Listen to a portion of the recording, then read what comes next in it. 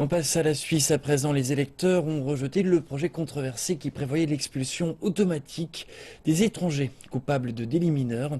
Cette proposition avait été initiée par l'Union démocratique du Centre, parti d'extrême droite qui souhaitait rendre la Confédération plus sûre. Zurich jouit certes d'une image de tranquillité, mais dans tout le pays, on a récemment constaté un sentiment de malaise autour des bureaux de vote.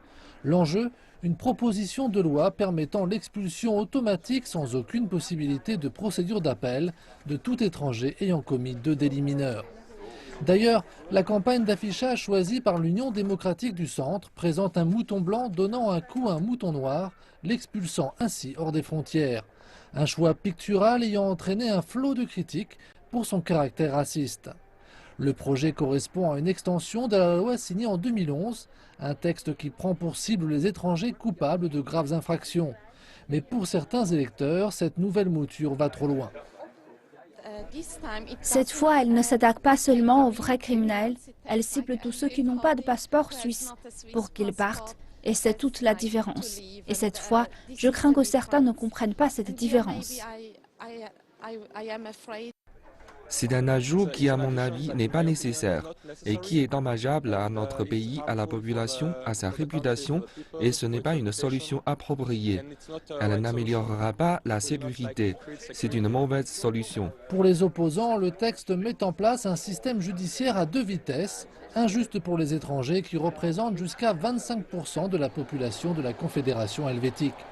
Alors que les membres de l'Union démocratique du Centre se réunissaient à Einsiedeln, à 50 minutes en train de la capitale Zurich, il apparaissait évident que la proposition serait rejetée. Cependant, l'extrême droite suisse estime que le débat est maintenant ouvert. Depuis 2000, la question de la criminalité étrangère est soulevée. La quantité de crimes commis par des étrangers augmente énormément et ce qu'il y a de positif aujourd'hui, il semble y avoir un consensus, même avec nos opposants, sur le fait qu'il nous faut des procédures plus strictes face aux criminels étrangers. D'autres partis politiques considèrent le rejet de la loi comme une preuve de bon sens.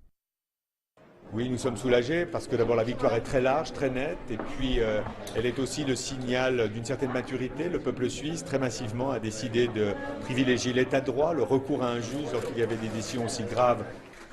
Ici, en Suisse, ils sont nombreux à être soulagés que cette proposition ne puisse pas devenir une loi, alors que plusieurs milliers de migrants et de réfugiés se dirigent chaque jour vers l'Europe.